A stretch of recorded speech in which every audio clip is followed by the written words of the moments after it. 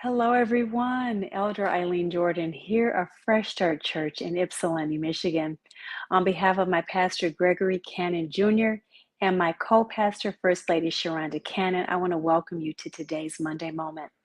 For today's Monday Moment, I'm going to be reading from the book of Psalms, chapter 25, verses 12 through 14, out of the King James Version.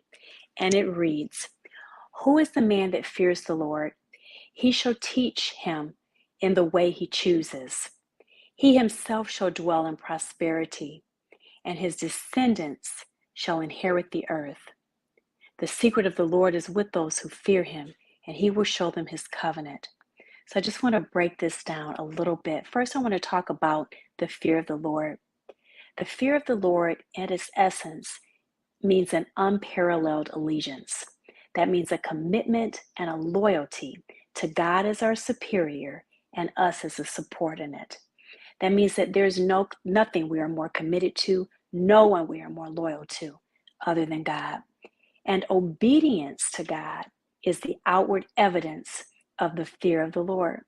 When we are obedient to God, when we are truly in allegiance with God above everything else, that means that we are more obedient to God and submitted to God and his word than we are to anything else, anyone else, that is the authority in our lives. That's what the fear of the Lord is. In the second verse, it talks a little bit about what God will do for that person that has that level of allegiance, that unparalleled commitment and loyalty. God's going to teach that individual what God he himself wants to teach them.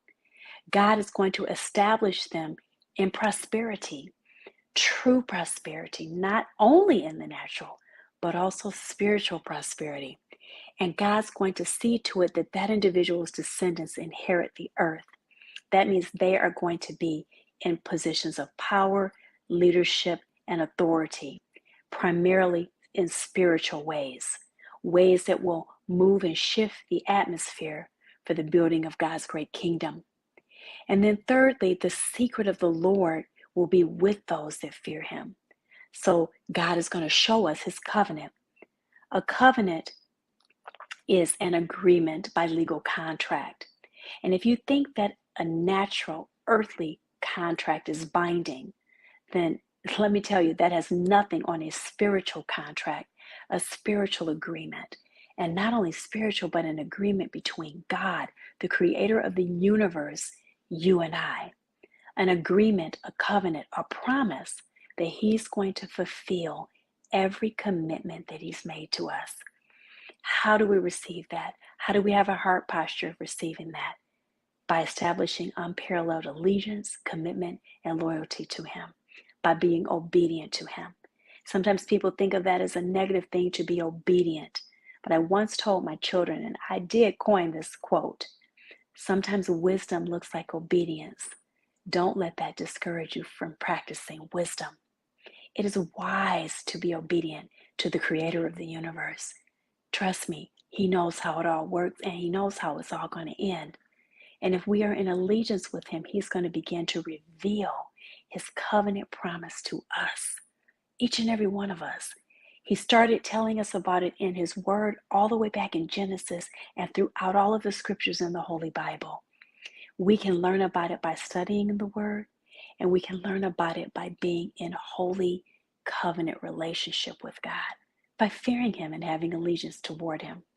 If you want to learn more about how to establish that level of allegiance, that level of commitment, that level of loyalty, what it really looks like to live like that in a day-to-day way, I invite you to join me at Fresh Start Church.